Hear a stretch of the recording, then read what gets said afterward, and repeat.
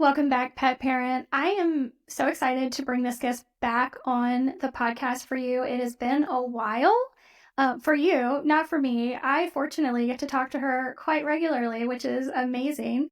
So, Dr. Ruth Roberts is back with us today, and we're going to be talking about so many things. Buckle up. Thank you so much for being here with us, Dr. Ruth. It is my pleasure. This will be a lot of fun. Yeah, so I have learned so many things from you, and there's so many more things to learn. But one of the things that I don't want to say I had the hardest time with, I definitely don't. I try to keep a very open mind, even with things that like I have a lot of resistance in my body to. I try to keep an open mind.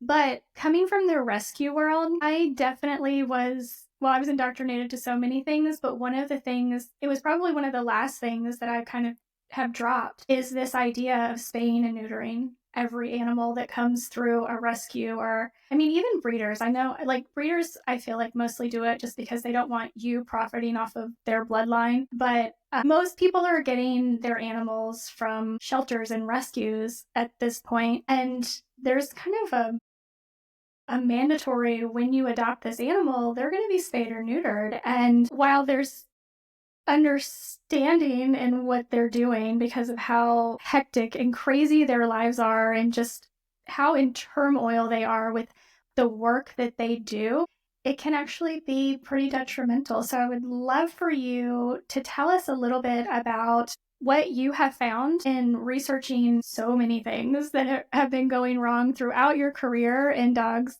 and cats, but I think more so in dogs, and how you have related this back to early spay and neuter. And I think that there's a lot of codicils around what I'm about to say.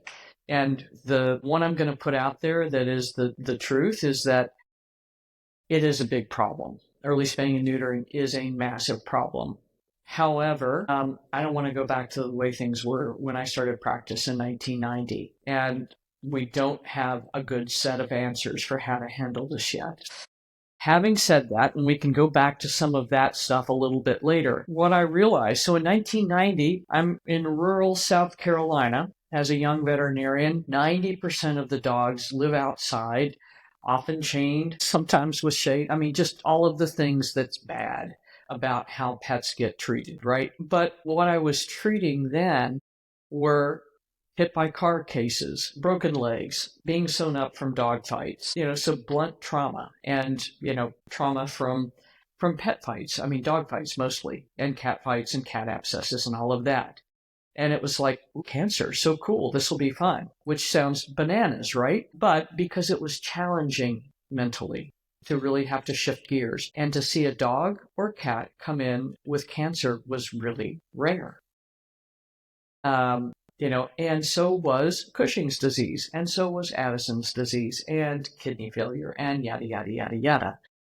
So one of the things I'd like to help folks remember, when I came out of Veterinariesville in 1990, the average lifespan of a dog was 8 years, okay? Because, like in undeveloped countries, they're dying of trauma.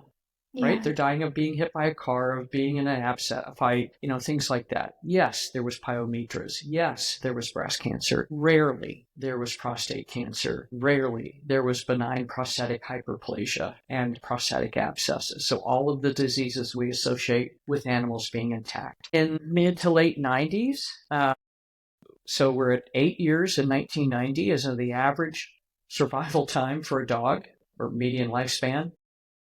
Half below, half above. In 2000, we'd gotten to 12. Woohoo! We're doing good stuff. And what had started happening? We started talking about spaying and neutering, keeping your dog inside, keeping it protected from the heat, the humidity, the fleas, the ticks, the everything. And people had started bringing their pets inside and making them part of the family. So now the dog was inside, but it still couldn't get on the sofa, and definitely not on the bed. And they were still spending a lot of time outside. And I would say at that point, we're like 50-50, spayed and neutered versus intact. So now we're making progress. We've protected them from the trauma stuff that happened early in life. We've gotten them from 8 to 12, which is amazing, right? That's a 30% increase in their lifespan in less than a decade. That's insanity. I mean, we should love, we can figure that out. That's the holy grail. And all we had done was really, we were spaying and neutering more, but we were also protecting them more and making them more of an integral part of our family. And then fast forward to 2000, and I went from being able to take a hemangiosarcoma, literally the size of a basketball, out of a dog's abdomen, throw it in the trash can, clean up the abdomen, soap the dog never looked back. Spleen was gone, they did okay. To they're dying in 6 months from hemangiosarcoma. And what had happened? We developed this mantra of spaying and neutering by 6 months of age at that point, and then we took it even younger, and we're starting to see radical changes in the biology of cancer, in the number of cases of Cushing's disease, of, atopy, of allergies, of all of these things that we are fighting tooth and nail right now. And I'm thinking, what has happened? And so this is the only thing I could find, but there was nothing to say, yep, this is part of the problem, until 2013, when the first UC Davis paper came out about golden retrievers. And there they showed the link in their medical records. If the male golden retriever was intact, the incidence of cranial cruciate rupture was 0. And the incidence of other cancers were really, really lower versus dogs that had been neutered. So this was the first research paper to make a correlation, not a causation, a correlation between spaying and neutering and chronic disease. And what they looked at in that first paper was bone and joint issues and cancers.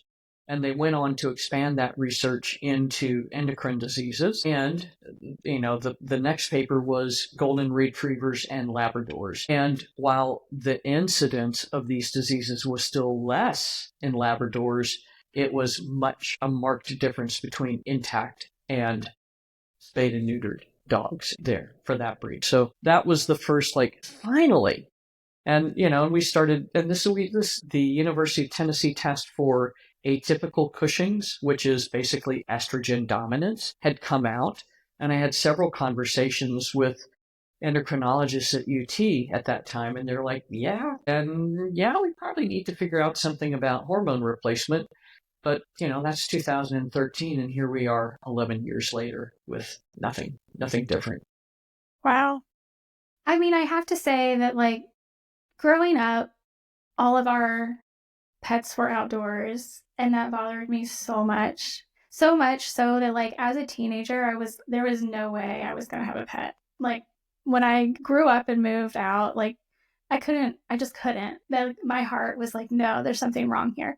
So having animals, in the home with me, to me, feels like that's huge. I mean, I wouldn't want to go back, but also at the same time, understanding their need for outdoor time, for enrichment, for being outside, and still doing my best to protect them. I think there's a balance there that we need to strive for, at least. But I don't want to go back. I definitely don't want to go back. No, because that was bad. I mean, God, how heartbreaking. This beautiful 10-month-old puppy that, got out because there's a female dog down the street got hit by a car and killed. No, we don't want that. Yeah. But you're right, there's a balance somewhere.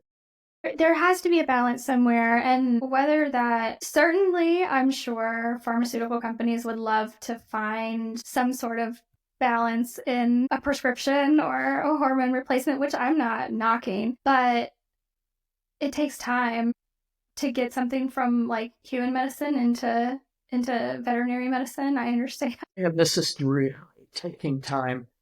I think that there is a company that's developing a test to help veterinarians understand when a dog has reached sexual maturity, which will prevent all of the side effects, but it will reduce them significantly.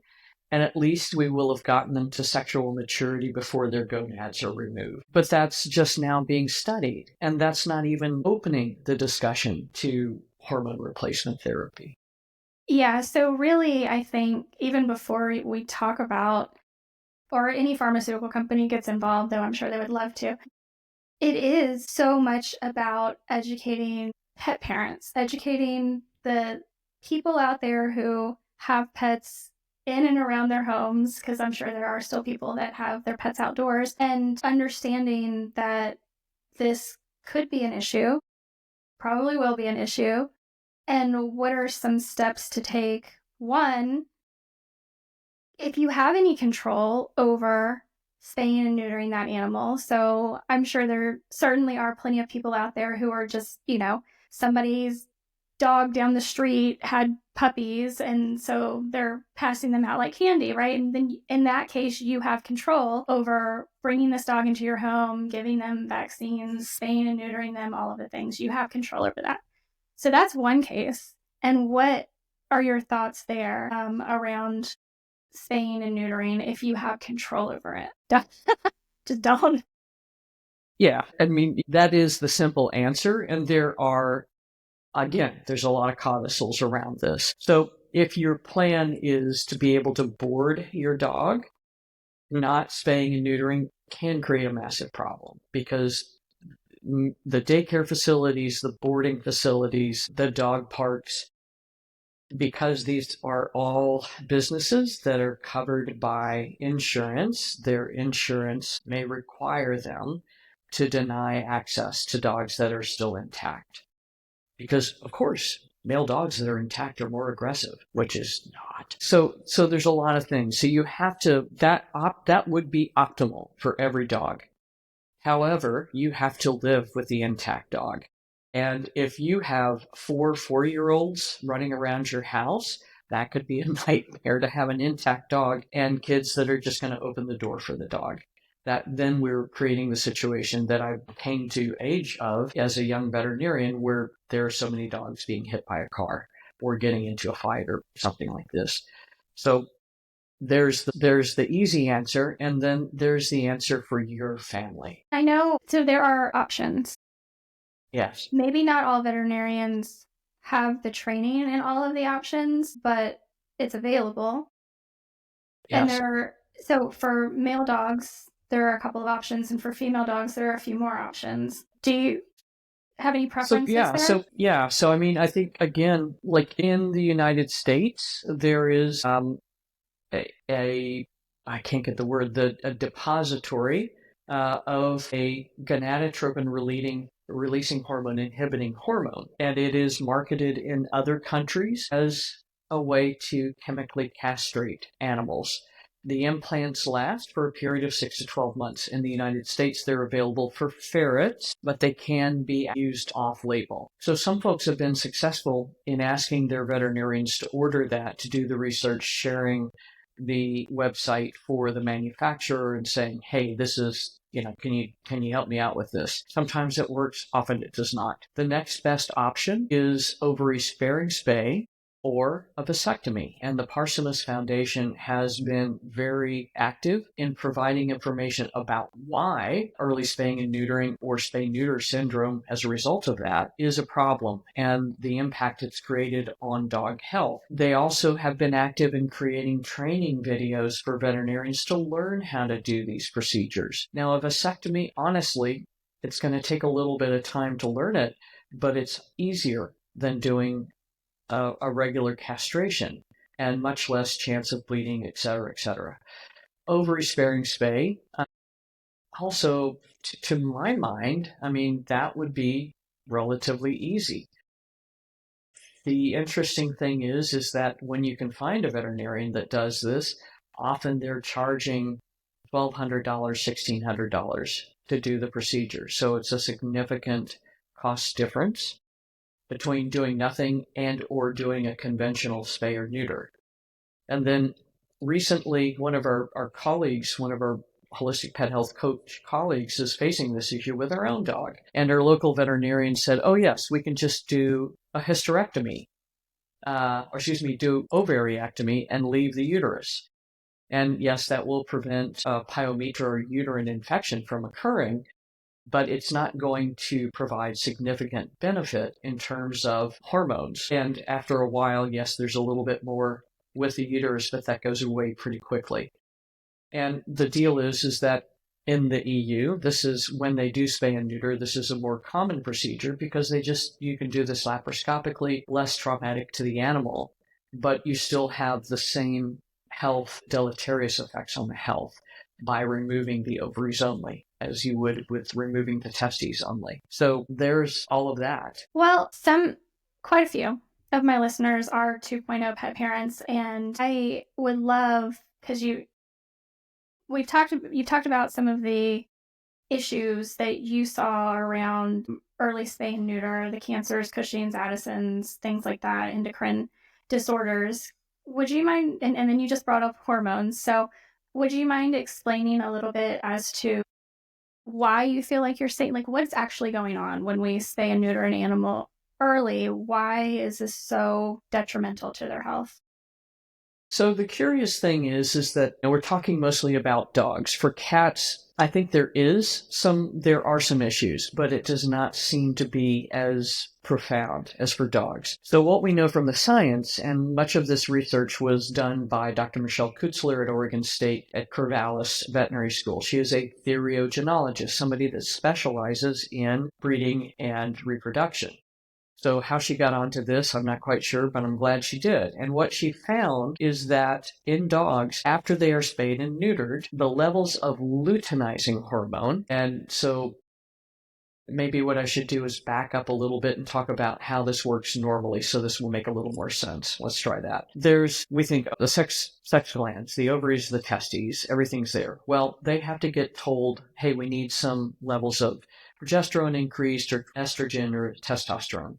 Those are the three primary sex hormones. They are in both sexes. Obviously, in males, more testosterone. In females, more progesterone for the most part. Estrogen only gets increased when the bitch goes through a heat cycle. So, but, when they're out of the heat cycle, there's enough levels of these hormones to keep them functioning normally, happy, healthy, everything's in harmony. So where does all that start? In the hypothalamus, it receives the signal that one of those three hormones is dropping down, and so it tells the anterior pituitary, hey, things are not right here, we need to create some more hormone.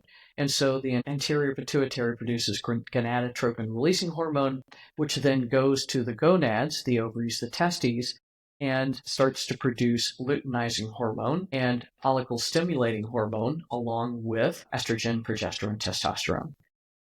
So that's the normal feedback mechanism. The hormone levels rise up. It tells the hypothalamus, we're all good here. You can slow down the signals. We're peachy hunky-dory. So when we remove the gonads, which are now the feedback mechanism to tell the hypothalamus we're all good, there's no shut-off valve for the feedback mechanism. So the hypothalamus is like, what the heck, guys? I'm telling you to make this stuff and nothing is happening. So it pumps out more and more and more and more and more. And then what we see is that the levels of luteinizing hormones go sky high.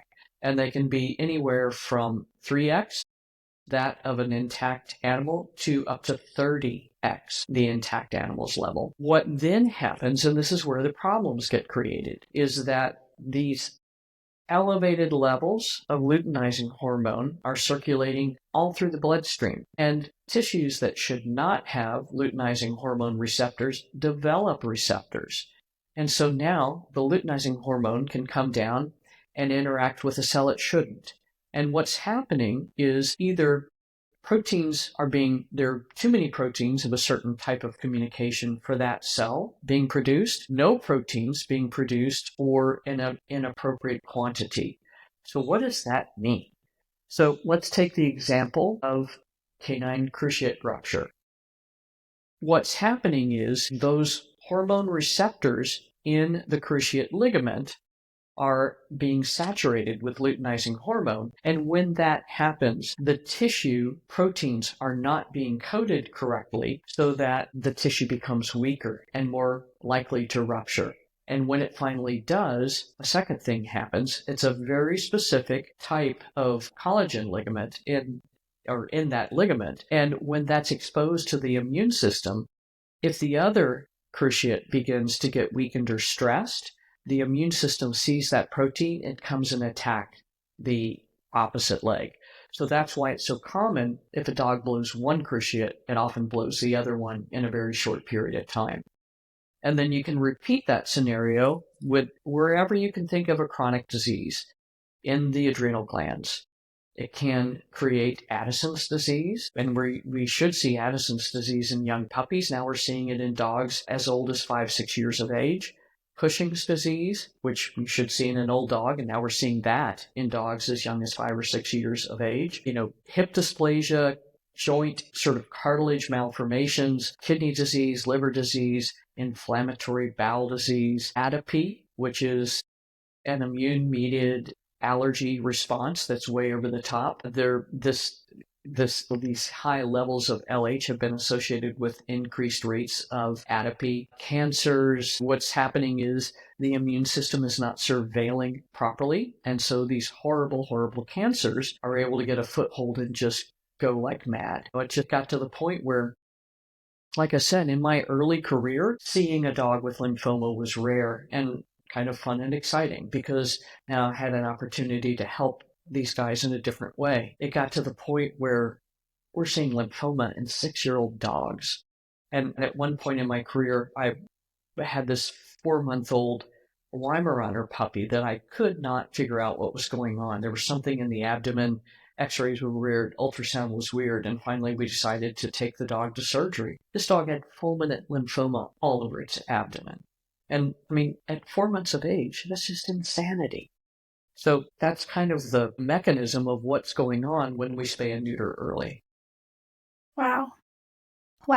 And that's just the things that you can measure and see, because when I really start to think about it, and I think about women going through perimenopause and menopause, because I'm about there, and I'm seeing everywhere online, get ready, all of these symptoms, and the brain fog and the mood swings, and I can only imagine this potentially causing a lot of behavioral issues in animals as well.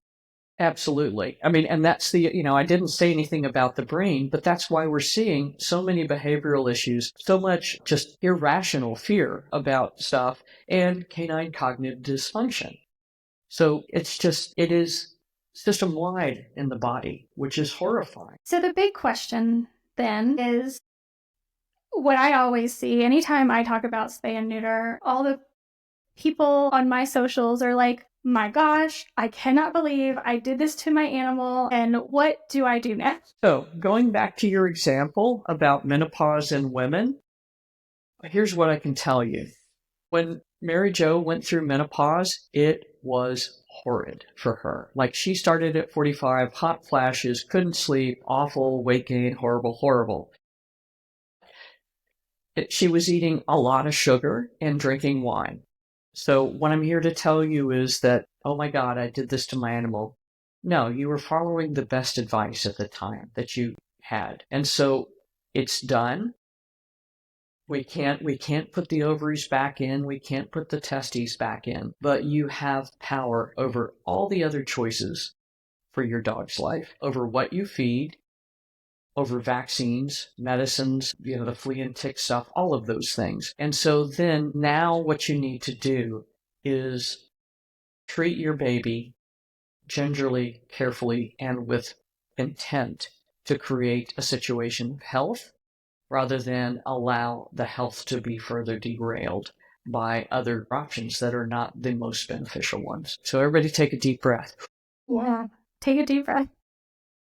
Not your fault. It really isn't. And it was not our intent. It was not the intent of the veterinary profession or the SPCAs to create this. I mean, it's just the rule of unintended consequences kicking us in the butt. Yeah, well, and that was kind of how I started out this episode was, I spent like a decade in rescue, and anytime anybody asks me anything, I'm like, spay and neuter, I don't care what I was talking about. I'm like, spay and neuter your pets, right? Because it's so overwhelming in the shelters and rescues. You feel like it's never going to end, and this is the only solution. And so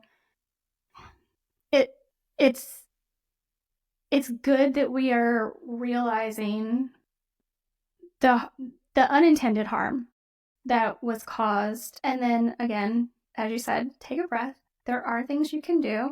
We just have to manage everything else in their life, which Exactly.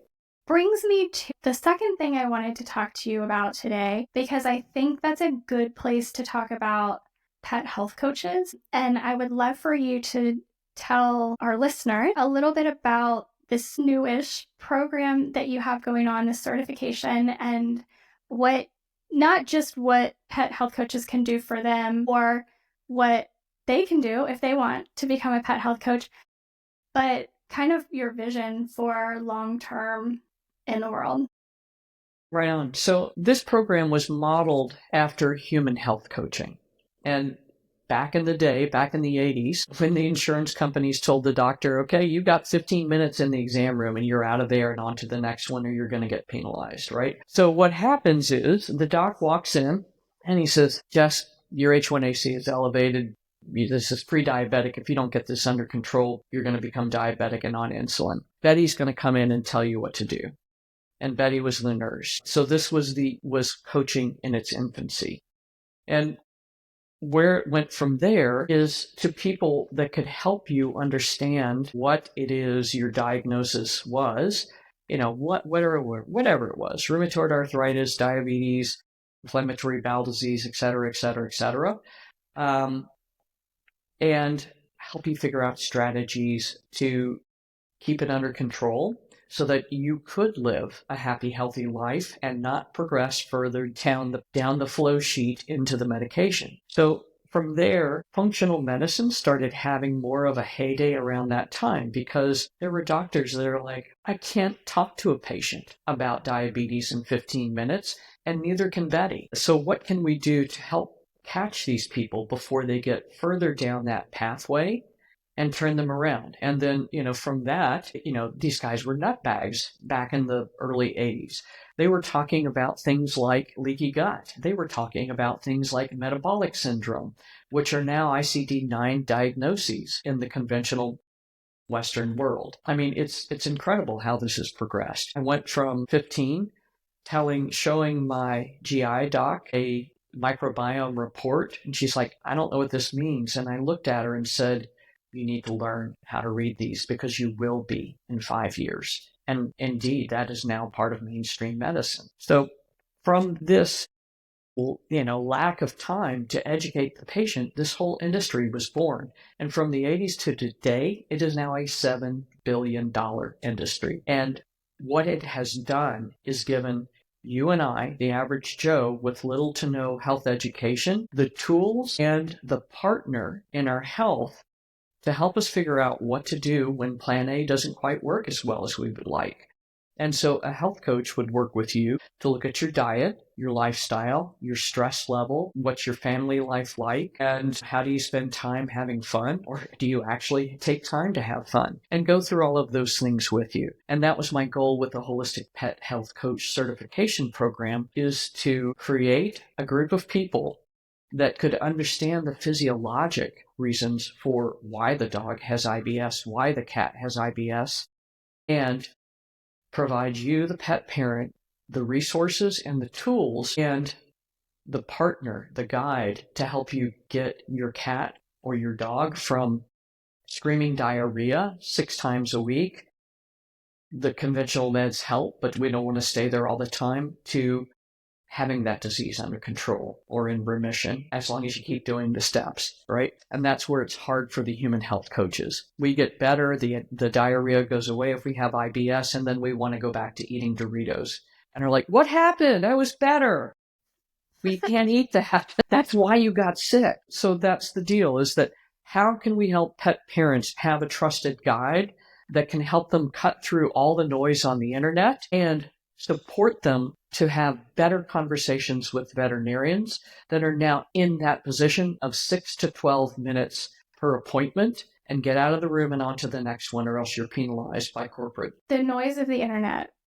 Like, that was the very first thing I started thinking of when you were talking about even human health coaching, because I rarely see like an actual MD. I utilize a lot of what I have around me, holistic practitioners and just people I know, and do a lot of research myself. And the internet, oh my God, like just being on a social media platform, you are served up so many ads for so many different supplements. And this is going to cure everything in your dog. And this is going to cure everything in your cat. And I'm like, holy moly, how do people How do you like, make sense of that? no wonder we are. Exactly. And that's the thing is that, and it's tempting, right? Because we all want that pill that's going to fix it magically and will be better in 2 days. And that's not, it just doesn't happen that way. If you took 6 years, to develop IBS as a human, or if if we go back to dogs, if your dog's had screaming diarrhea on and off for 4 years, it's not going to get better in a month. And so there's going to be layers that become revealed as you start down the pathway to health. The substituting a supplement for pharmaceutical medicine is not going to cut it because you're still not getting at the root cause of the problem. And that's where we've strayed. The Deshay Act made it easier to develop and market supplements, which is good, but unfortunately it's created this chaos of what is useful and when should it be used. So, the certification program, can you tell me a little bit more about that for anybody that may be interested in joining it and maybe dipping their toes and being a pet health coach? Right on. So it is, you're not going to dip your toes. You're going to jump into the river, but we'll keep you from drowning. So Maybe. probably. So this is the deal, is that it's designed, it is, first of all, the program is accredited for 40 CE credits for veterinarians and veterinary technicians. So it is not a weekend certification course where you do the course and you get your little diploma and you put it on the wall. And Jess, you're a mentor in the course, so you are intimately aware of what goes on. But we divide it into we've got 14 modules, some of which are about building a business, because when you finish this, we want you to be successful and we want you to go out there, because otherwise nothing is going to change until we are loud and proud. But then we dive into basics of functional medicine, traditional Chinese veterinary medicine. I am a home cooking advocate because I was trained in TCVM. So we teach the original Crock-Pot diet, which is an incredibly flexible home cooked recipe, and then how to use that to develop rotation and elimination diets to help support gut healing. Woohoo! And so from there, then we dive into more organ specific modules and another business module in there. And then we wind up with the really heavy duty stuff, which is autoimmune disease and cancer. Along the way, we want you to be competent and able to relate this information to pet parents who are struggling and are like, they're deer in the headlights in 15 minutes in conversation because they're overwhelmed. And to that effect, part of the homework is a multiple choice quiz, which is easy, but also written and recorded video answers to case questions. And the reason that is so important is we live in a video world. And if you are not able to present yourself as eloquent, confident, and competent, people will not believe you. And so that is part of the skill set that we help you develop. The graduation requirements are 2 video recorded consultations with real pet parents. And some of the cases that the graduating coaches are asked to take on, I'm still like, oh my gosh. I mean, and it's overwhelming, and it's things like a dog with Cushing's and SARDs and this and that. And it's like, dang, how do we even, make sense out of this? And that's part of where the coaching calls with me and the weekly office calls with your mentor come in handy, because we're not going to hold your hand through it so much, but we're going to help you learn how to think your way through it and where to start. And are you going to, and this is a word we teach the coaches never to say, cure cancer? No, you are not. But you are that pet parent and that dog's best option in the moment, and the help that you can offer with super simple changes that will create no harm is immense. So for those pet parents who are like, that's amazing, but my plate's full. I just want to work with a pet health coach. Maybe we can go back to the whole early spay neuter.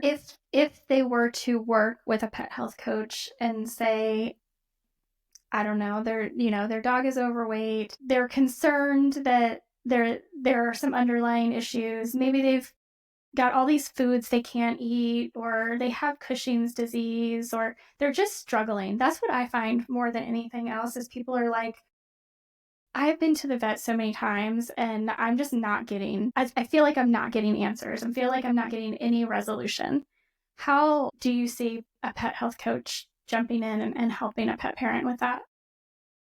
And this is what it also for pet parents are like, there's something that's not right, but all the test results are normal. This is the other situation where coaches are incredibly helpful. And so the process of a coach call is this. You would send over a fairly detailed intake form, kind of describing everything that you're seeing currently, previous health concerns that may or may not have been resolved completely, and as many veterinary records as you are able to send, x-rays, lab work, all of that. Now, the job of the coach isn't to interpret those and tell you what the diagnosis is. It's to be able to understand the trends in your dog's health. And also then I can further support the coaches in understanding what the veterinarian has arrived at as far as a diagnosis so that they are better able to support their clients and their clients' pets. And so once that initial consultation is done, most likely the coach is going to talk with you about the basics, and that's diet. You may already think you're doing everything you can in terms of diet, but there's always a few new tricks, and we love using Glacier Peak's Pet Nat Wellness Scan to help us understand what foods your pet may or may not be sensitive to, which helps us better design a diet and educate you further about that. And then we may try one or two supplements to support the general underlying issue. And, in functional medicine, it's almost always leaky gut and over amount of inflammation and a poor ability to detoxify.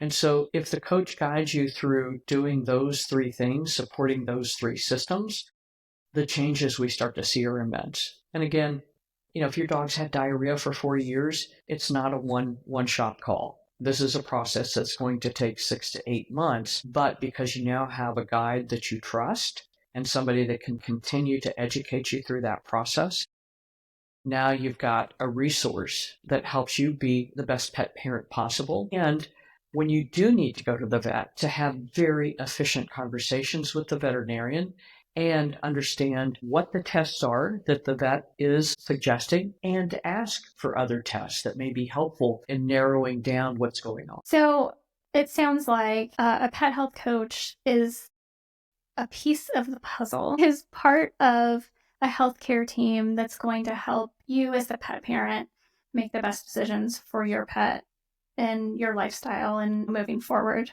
to have the healthiest, happiest life they can, which is the goal, I think. Exactly. And so that's it. I mean, the goal is to have a team approach. I'm not saying that you'll never need to see another veterinarian in your life. That's absolutely not it. But because veterinarians are so stressed and access to care is so limited in many parts of the country, when you have that appointment, you need to be able to have all of the information to be your pet's best advocate. And the coach may help you find other team members, people that do massage therapy, that do animal communication, that do energy work. So there's a whole myriad of people that can help you support your pet. So to kind of pull this back around to spay and neuter, what you were saying when we shifted gears is that you can't put the ovaries back, you can't put the testes back, but what you can do is lifestyle changes in Yes. lifestyle factors. And it sounds like this is exactly what a pet coach is designed to help you through. Right on. And I will say this too. If your female dog develops urinary incontinence, ask for estrogen. because now you're actually doing hormone replacement. And if your male dog has incontinence, you can ask him about testosterone, but they probably won't be super confident. Also, if they have arthritis, old age changes, the frailty of aging, as the phrase goes, check out dogsterone. And then basically you're doing hormone replacement. Now, short of that, you still need to do lifestyle management, because it's not just that they're spayed and neutered, we're all living in an extremely toxic world. Their toxic burden is somewhere between 3 and 93 times higher than ours is, depending on what thing you're looking at. The very nature of most of the commercial foods being ultra processed creates leaky gut, which starts all of these other chronic diseases in motion. So you're right, it's a whole package. And I think that's been the thing, is that we've been trained to look at things in isolation, and it's not that. You have to look at the entire being and where that being is living. It sounds very overwhelming. So I'm glad that there are pet health coaches out there to help people. I know for me, like, I can do so much with my pets, and then I look at what I'm doing for myself and I'm like, why am I so overwhelmed with that? It's not like we all need help regardless of where our strengths are.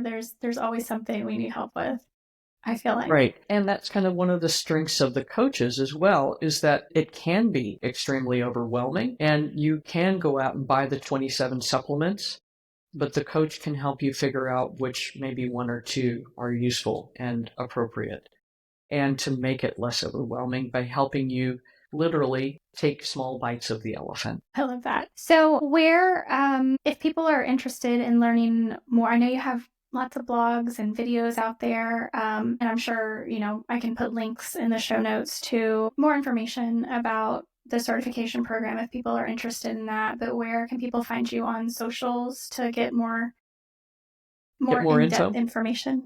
So Dr. Ruth Roberts is I think that's the Instagram handle. That's the YouTube channel /Croc Pet Diet on Facebook. There's stuff on Twitter. There's stuff on Blue Sky. Actually, we started checking that out. That's really cool. I'm probably forgetting something, but yeah, if there's a platform, yeah, we're out. We're pretty much there. And then on the web, drruthroberts.com, you can click on coaching to learn more about the program. You can click on, more importantly, if you're a pet parent, you're like, holy smokes, help me now. Click on Find a Coach, and then you'll see a list of our graduates and the things that they specialize in. If you are like, yeah, this is what I want to do with my life, go to holisticpethealthcoach.com, and there's a page with information there. You can book a call, talk to one of our enrollment counselors, get more information, see if this is the right next step for you. Awesome. Well, thank you so much for your time and all of your information, especially, obviously the pet health coaching is incredible. I'm hoping that, as time goes on, more and more people are going to be like, oh yeah, I know what that is, instead of, what are you talking about? Yeah. But yeah, with the spay and neuter information, I just think, not a whole lot of people are talking about it, and it is just about every dog out there could be suffering because of this, and there are things we can do, and most people don't correlate that with anything going on with their pet. Right on. So if I may, I want to leave your listeners with 4 simple steps regarding spay neuter syndrome and really everything else. These are the 4 simple steps. And I like to call them the 4 C's so we can make it simple, right? So the first one is chill. If you are, if we're always listening to our cell phones and the notifications and all of this stuff, they are designed to spike our cortisol and put us into a state of sympathetic fight or flight. So chilling means putting your phone into airplane mode and going outside with your dog and or your cat, if possible, sitting on the ground and doing nothing. And, that's where this could be the beginning of a meditation practice or a mindfulness practice. If you are a person that prays, make sure your dogs and your cats are there with you, because when you are praying, you're entering that meditative state. And the second is to cavort, meaning exercise. And this is critical. If we move and groove, we stay healthier longer, and so do our pets. I think a lot of what happens for these guys, if they don't put their feet on soil, they never get to discharge the EMF waves and all of that grounding and good stuff. Same thing with kitties. We want to keep them inside to protect them from themselves and to protect the wildlife around them, but they really need some outdoor on the ground time. So that's critically important too. The third thing is clean water. That is one of the most common ways that we take in toxins unknowingly. So using something as simple as a Brita water pitcher, they've actually gotten better. They do more than just pull out chlorine, all the way up to distilled water is going to pull out an inordinate amount of toxins so that the intake of toxins is dramatically reduced. And then the last thing is cook.